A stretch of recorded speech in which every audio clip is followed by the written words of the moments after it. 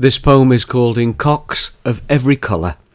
Spring is coming, and new moots cob their way along the cold canals of February. Stately as a galleon, the unseen slaves, safe beneath the now-turned white finery, pull their oars of decadence, bow-waving power to pen, signifying cygnet need, careful, clutched, necessity, to feed, to breed, and to lead.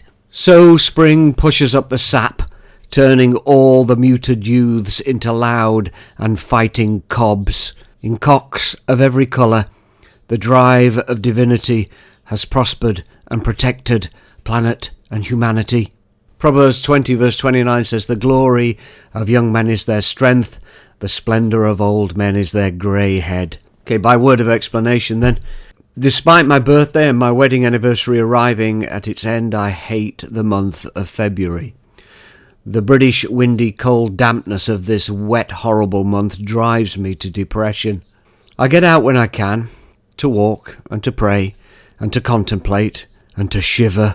And being outdoors, I find that it is only the white snowdrop and the snowdrop white plumage of the new Cobs coming into season that warm me from the cold wet Februaries into springtime contemplations. Even though I am apparently in my splendid season of the grey head, the sap in me still rises.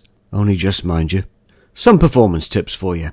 So this is a 4-stanza poem, each of varying lengths, with each line being 7 syllables. I think the piece works very well, with or without the last stanza, by the way, which is a very political statement, to be sure. I think the context of the listeners would dictate either the inclusion or the exclusion of the last stanza.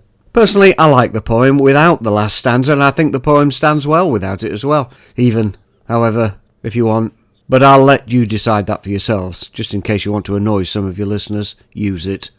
So before we get to the second reading then, some notes for you. The mute swan is one of 7 species of swan worldwide, and it's now the largest British bird. It used to be the great bustard, and it's often seen on over the 3,000 miles worth of canal networks that we've got in Britain.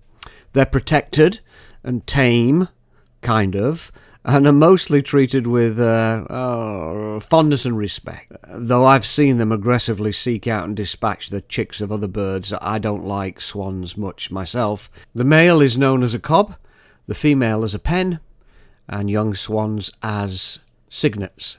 And I see these white, malevolent creatures all along the sides of the Trent and Mersey Canal in England.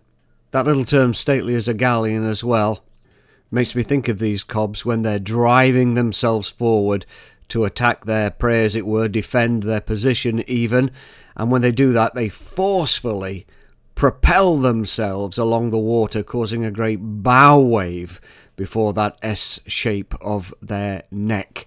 They move in the water as stately as a galleon, which reminds me of Joyce Grenfell's magnificent comedy song, As Stately as a Galleon.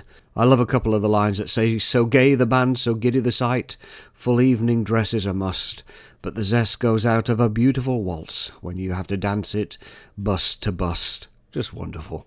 Okay, here's the second reading. God bless you. This poem is called In Cocks of Every Colour.